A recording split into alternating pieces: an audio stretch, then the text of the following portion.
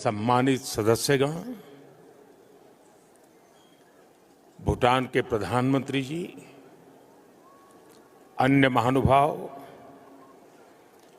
और भूटान के मेरे प्यारे भाई और बहनों, कुजुजांग पोला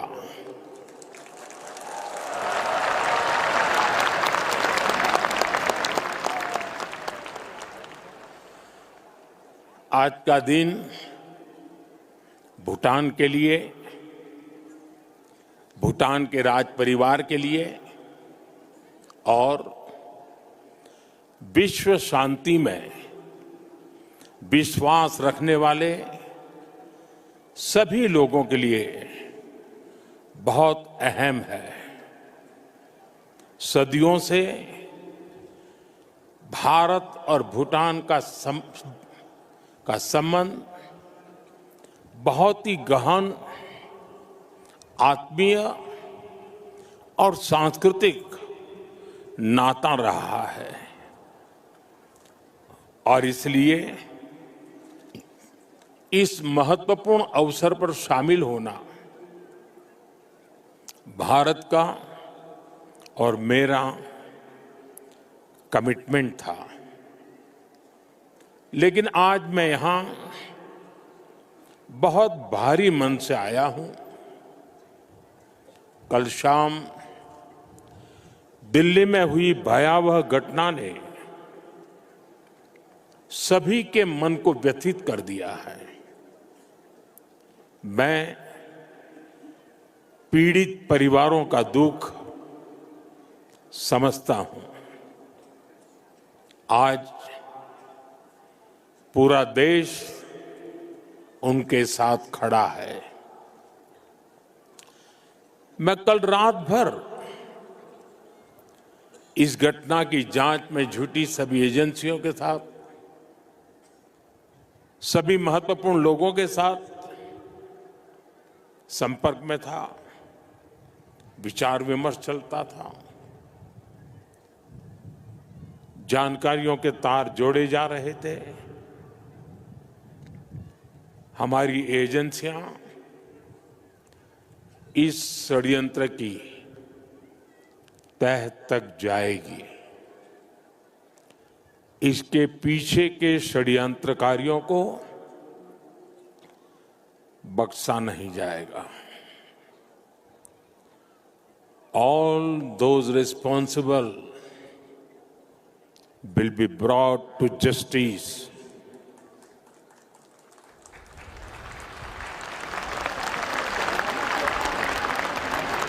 साथियों, आज यहां एक तरफ गुरु पद्म संभव के आशीर्वाद के साथ ग्लोबल पीस प्रेयर फेस्टिवल का आयोजन हो रहा है। दूसरी ओर भगवान बुद्ध के पिपरहवा अवशेषों के दर्शन हो रहे हैं और इनके सब के साथ हम सब his majesty the fourth king के 70वें जन्मदिन समारोह का साक्षी बन रहे हैं। ये आयोजन इतने सारे लोगों की गरिमामय उपस्थिति, इसमें भारत और भूटान के रिश्तों की मजबूती नजर आती है। साथियों, भारत में हमारे पुरखों की प्रेरणा है वसुधैव कुटुंबकम, यानी पूरा विश्व एक परिवार है। हम कहते हैं सर्वे भवन्तु सुखिनः, यानी इस धरती पर सभी सुखी रहे। हम कहते हैं द्यो शांति ही, अंतरिक्षम शांति ही, पृथ्वी शांति ही, आपः शांति ही, औषधय शांति ही, अर्थात संपूर्ण ब्रह्मांड, आकाश, अंतरिक्ष, पृथ्वी, जल, औषधियां, वनस्पतियां और सभी जीवित प्राणियों में शांति व्याप्त हो। अपनी इन्हीं भावनाओं के साथ भारत भी आज भूटान के इस ग्लोबल पीस प्रेयर फेस्टिवल में शामिल हुआ है। आज दुनिया भर से आए संत एक साथ विश्व शांति की प्रार्थना कर रहे हैं और उसमें 140 करोड़ भारतीयों की प्रार्थनाएं भी शामिल है। वैसे यहां बहुत लोगों को पता नहीं होगा, वडनगर, जहां मेरा जन्म हुआ, बौद्ध परंपरा से जुड़ी एक पुण्य भूमि रही है और वाराणसी, जो मेरी कर्मस्थली है, वो भी बौद्ध श्रद्धा का शिखर स्थल है। इसलिए इस समारोह में आना विशेष है। मेरी प्रार्थना है कि शांति का ये दीप भूटान के, विश्व के हर घर को आलोकित करे। साथियों, भूटान के his majesty the fourth king का, उनका जीवन, विजडम, सिंप्लिसिटी, करेज और राष्ट्र के प्रति सेल्फलेस सर्विस का संगम है। उन्होंने 16 वर्ष की बहुत छोटी आयु में ही बड़ी जिम्मेदारी संभाली, अपने देश को एक पिता जैसा स्नेह दिया और अपने देश को एक विजन के साथ आगे बढ़ाया। 34 वर्षों के अपने शासनकाल में उन्होंने भूटान की विरासत और विकास दोनों को साथ लेकर चले। भूटान में लोकतांत्रिक व्यवस्थाओं की स्थापना से लेकर बॉर्डर एरिया में शांति स्थापना कराने तक हिज मैजेस्टी ने एक निर्णायक भूमिका निभाई। आपने ग्रॉस नेशनल हैप्पीनेस का जो विचार दिया है, वो आज पूरी दुनिया में ग्रोथ को डिफाइन करने का एक अहम पैरामीटर बन चुका है। आपने दिखाया है कि नेशन बिल्डिंग केवल जीडीपी से नहीं, बल्कि मानवता की भलाई से होती है। साथियों, भारत और भूटान की फ्रेंडशिप को मजबूती देने में भी उनका बहुत बड़ा योगदान रहा है। आपने जो नींव रखी है, उस पर हम दोनों देशों की मित्रता निरंतर फल फूल रही है। मैं सभी भारतीयों की तरफ से हिज मैजेस्टी को अनेक अनेक शुभकामनाएं देता हूं और उनके बेहतर स्वास्थ्य और दीर्घायु होने की कामना करता हूं। साथियों, भारत और भूटान सिर्फ सीमाओं से नहीं, संस्कृतियों से भी जुड़े हैं। हमारा रिश्ता वैल्यूज का है, इमोशंस का है, पीस का है, प्रोग्रेस का है। 2014 में प्रधानमंत्री पद की शपथ लेने के बाद मुझे अपनी पहली विदेश यात्रा में भूटान आने का अवसर मिला था। मैं आज भी उस यात्रा को याद करता हूं तो मन भावनाओं से भर जाता है। भारत और भूटान के संबंध इतने सशक्त और समृद्ध हैं। हम मुश्किलों में भी साथ थे, हमने चुनौतियों का सामना भी मिलकर किया, और आज जब हम प्रोग्रेस की प्रॉस्पेरिटी की तरफ चल पड़े हैं, तब भी हमारा साथ और मजबूत हो रहा है। His majesty the king Bhutan को नई ऊंचाई की ओर ले जा रहे हैं।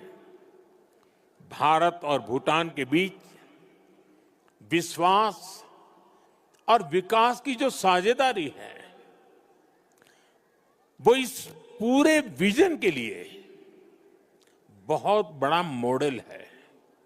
साथियों, आज जब हम दोनों देश तेजी से आगे बढ़ रहे हैं, तो इस ग्रोथ को हमारी एनर्जी पार्टनरशिप और गति दे रही है। भारत भूटान हाइड्रो पावर साझेदारी की नींव भी his majesty the fourth king के नेतृत्व में रखी गई थी। हिज मैजेस्टी फोर्थ किंग और हिज मैजेस्टी फिफ्थ किंग दोनों ने ही भूटान में सस्टेनेबल डेवलपमेंट और एनवायरमेंट फर्स्ट का विजन आगे बढ़ाया है। आपके इसी विजन की नींव पर आज भूटान विश्व का पहला कार्बन नेगेटिव देश बना है। ये एक असाधारण उपलब्धि है। आज per capita renewable energy generation में भी भूटान विश्व के सर्वोच्च देशों में से एक है। साथियों, भूटान आज अपनी इलेक्ट्रिसिटी 100% रिन्यूएबल स्रोत से उत्पन्न करता है। इस क्षमता का विस्तार करते हुए आज एक और बड़ा कदम उठाया जा रहा है। आज भूटान में 1000 मेगावाट से अधिक का एक नया हाइड्रो इलेक्ट्रिक प्रोजेक्ट लॉन्च कर रहे हैं, जिससे भूटान की हाइड्रो पावर कैपेसिटी में 40% की बढ़ोतरी हुई है। इतना ही नहीं, लंबे समय से रुके हुए एक और हाइड्रो इलेक्ट्रिक प्रोजेक्ट पर भी फिर से काम शुरू होने जा रहा है। और ये हमारी पार्टनरशिप सिर्फ हाइड्रो इलेक्ट्रिक तक सीमित नहीं है। अब हम सोलर एनर्जी में भी एक साथ बड़े कदम उठा रहे हैं। आज इससे जुड़ी अहम समझौते भी हुए हैं। साथियों, आज एनर्जी कोऑपरेशन के साथ साथ भारत और भूटान की कनेक्टिविटी बढ़ाने पर भी हमारा फोकस है। हम सभी जानते हैं, connectivity creates opportunity and opportunity creates prosperity. इसी लक्ष्य के साथ आने वाले समय में गैलेफू और सामत्से शहरों को भारत के विशाल रेल नेटवर्क से जोड़ने का फैसला लिया गया है। इस प्रोजेक्ट के पूरा होने से यहां की इंडस्ट्री का, भूटान के किसानों का भारत के विशाल मार्केट तक एक्सेस और आसान हो जाएगा। साथियों, रेल और रोड कनेक्टिविटी, इसके साथ साथ हम बॉर्डर इंफ्रास्ट्रक्चर पर भी तेजी से आगे बढ़ रहे हैं। हिज मैजेस्टी ने जिस गैलेफू माइंडफुलनेस सिटी के विजन पर काम शुरू किया है, भारत उसके लिए भी हर संभव सहयोग कर रहा है। मैं आज इस मंच से एक और महत्वपूर्ण घोषणा कर रहा हूं। आने वाले समय में भारत गैलेफू के पास इमिग्रेशन चेक पॉइंट भी बनाने जा रहा है, ताकि यहां आने वाले विजिटर्स और इन्वेस्टर्स को इससे और सुविधा मिल सके। साथियों, भारत और भूटान की प्रगति और समृद्धि एक दूसरे से जुड़े हुए हैं और इसी भावना से भारत सरकार ने पिछले वर्ष भूटान के 5 ईयर प्लान के लिए 10,000 करोड़ रुपीस सहयोग की घोषणा की थी। ये फंड रोड से लेकर एग्रीकल्चर तक, फाइनेंस से लेकर हेल्थ केयर तक, ऐसे हर सेक्टर में उपयोग हो रहा है, जिससे भूटान के नागरिकों की ईज ऑफ लिविंग बढ़ रही है। बीते समय में भारत ने ऐसे कई मेजर्स लिए हैं जिससे भूटान के लोगों को एसेंशियल आइटम्स की निरंतर सप्लाई मिलती रहे और अब तो यहां यूपीआई पेमेंट्स की सुविधा का भी विस्तार हो रहा है। हम इस दिशा में भी काम कर रहे हैं कि भूटान के नागरिकों को भी भारत आने पर यूपीआई सुविधा मिले। साथियों, भारत और भूटान के बीच की इस मजबूत पार्टनरशिप का सबसे ज्यादा फायदा हमारे यूथ को हो रहा है। His majesty national service voluntary service और इनोवेशन को लेकर बेहतरीन काम कर रहे हैं और हिज मैजेस्टी का यूथ को एम्पावर करने का जो विजन है, उन्हें टेक एनेबल बनाने की जो सोच है, उससे भूटान का युवा बहुत बड़े लेवल पर इंस्पायर हो रहा है। Education, innovation, skill development, sports, space, culture, ऐसे अनेक सेक्टर्स पे भारत भूटान के युवाओं के बीच सहयोग बढ़ रहा है।